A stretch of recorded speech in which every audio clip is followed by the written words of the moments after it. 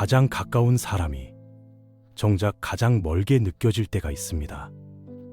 전화 한 통, 문자 한 줄 받기 어려운 무뚝뚝한 아들. 오랜만에 전화를 받아도 응, 바빠. 나중에 얘기하자. 짧게 말하고 끊어버릴 때 혹시 아들의 말 한마디가 오늘따라 괜히 서운하게 느껴지진 않으셨나요? 별일 없는지, 밥은 잘 먹고 다니는지 그저 안부 한번 물어보려 했을 뿐인데 아들은 오늘도 마음의 문을 먼저 닫아버립니다. 그럴 때면 문득 이런 생각이 듭니다. 내가 너무 집착하는 걸까? 혹시 이제 나는 그 아이 삶에서 없어도 되는 사람일까? 말로 다 하지 못한 서운함이 가슴 어딘가에서 자꾸만 부풀어 오르고 나 혼자만 애틋한 건 아닐까? 내가 예민한 건 아닐까? 스스로를 탓하게 되기도 합니다. 하지만 그 감정 절대 혼자만의 마음이 아닙니다. 말하지 않아도 비슷한 자리에 서 있는 분들이 생각보다 많습니다. 혹시 오늘 당신도 그 마음을 안고 이곳에 오셨나요? 지금 이 영상을 다 보고 나면 그 서운함을 조금은 다르게 바라볼 수 있게 될지도 모릅니다. 여기는 인생 정원, 당신의 마음이 잠시 머물러도 좋은 곳입니다. 정순자님, 68. 아들이 집을 나가 혼자 산 지도 벌써 3년째입니다. 요즘은 연락이 한 달에 한 번 올까 말까.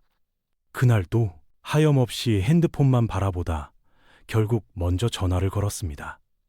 요즘 밥은 잘 먹고 다녀?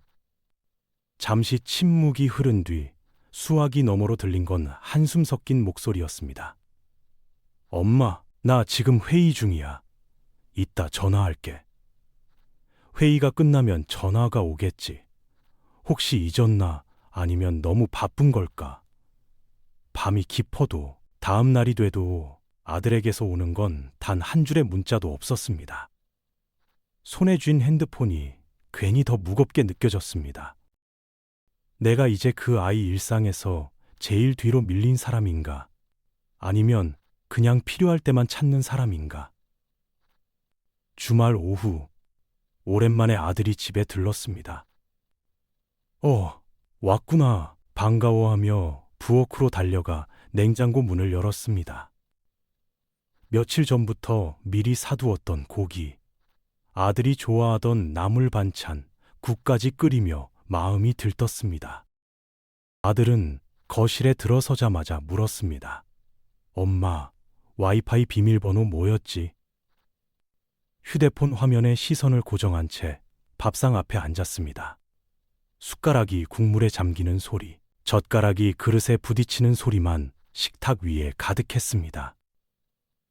맛있지? 조심스레 물었지만 단답뿐. 그리고는 배불러 한마디 남기고 다시 휴대폰을 챙겨 나갔습니다.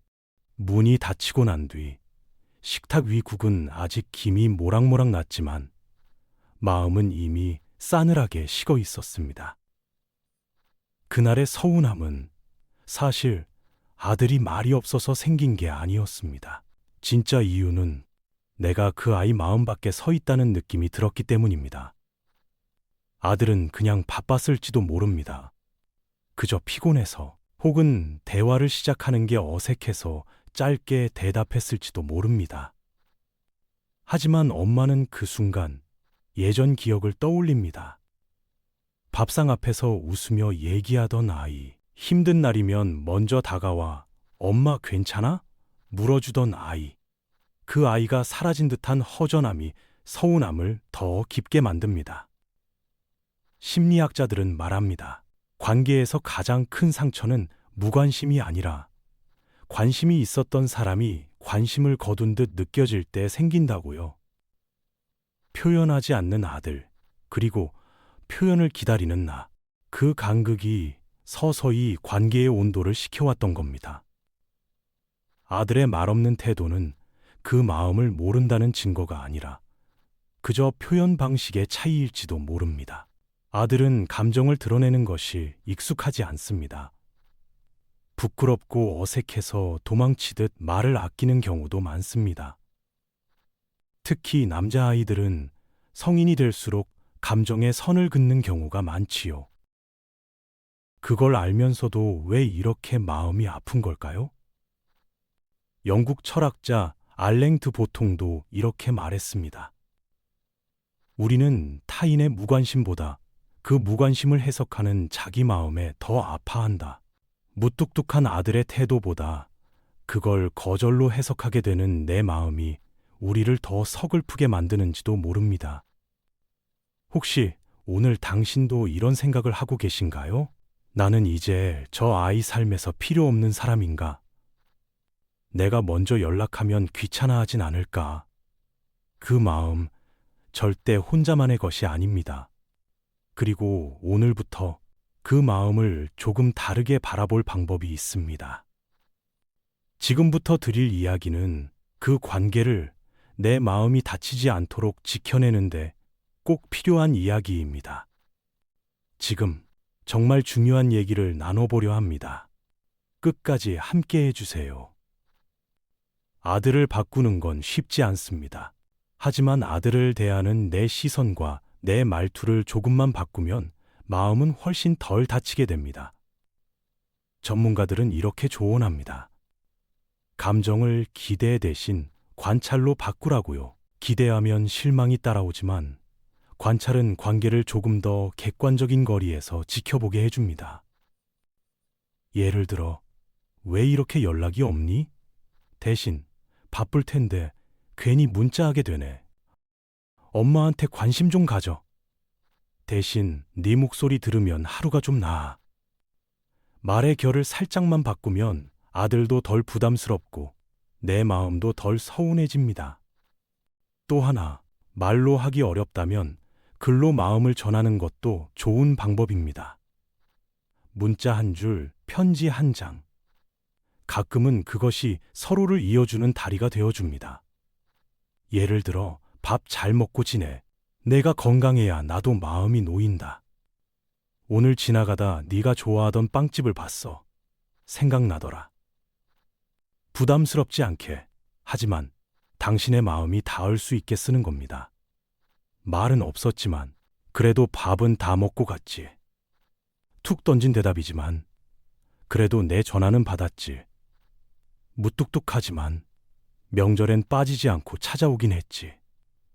사랑은 꼭 말로만 전해지지 않습니다. 어색한 말투 속에도, 짧은 문자 하나에도 그 나름의 표현이 숨어 있을 수 있습니다. 그리고 꼭 기억해야 할 것. 아들에게 기대하는 감정과 그 아이를 사랑하는 마음은 서로 다른 것입니다. 내가 이렇게 해줬으니 그 아이도 이렇게 해주겠지라는 마음이 깊어질수록 실망도 커집니다. 우리는 이미 기대보다 훨씬 더 큰 책임과 헌신으로 아이를 키워냈고 사랑해왔습니다. 그러니 이제는 그 아이의 말 한마디에 내 존엄과 마음이 흔들리지 않도록 나 자신을 돌보아야 할 시간입니다. 무뚝뚝한 아들은 바뀌지 않을 수도 있습니다. 하지만 그 아이를 바라보는 내 해석이 달라지면 관계의 온도는 분명 조금씩 달라질 수 있습니다. 아들은 무뚝뚝할 수 있습니다. 하지만 무정한 건 아닙니다. 말이 없다고 해서 당신을 잊은 게 아닙니다. 표현이 서툴다고 해서 당신을 사랑하지 않는 것도 아닙니다. 우리가 받은 상처는 무관심 때문이 아니라 사랑의 표현이 달라진 방식에서 오는 혼란이었을지도 모릅니다. 지금은 멀게 느껴질지 몰라도 그 아이 마음속 어딘가엔 여전히 당신이라는 자리가 따뜻하게 남아 있을 겁니다. 그러니 이제는 그 아이의 말 한마디, 그 아이의 무심한 태도 하나하나에 내 존엄과 마음이 흔들리지 않도록 나 자신을 돌보아야 할 시간입니다. 무뚝뚝한 아들은 여전히 바뀌지 않을 수도 있습니다. 하지만 그 아이를 바라보는 내 해석이 달라지면 그 관계는 조금씩 덜 아프고 덜 외로워질 수 있습니다. 그리고 무엇보다 잊지 마세요. 당신은 누군가의 엄마로서만 존재하는 사람이 아닙니다. 한 사람의 인생으로서 소중하고 가치 있는 존재입니다.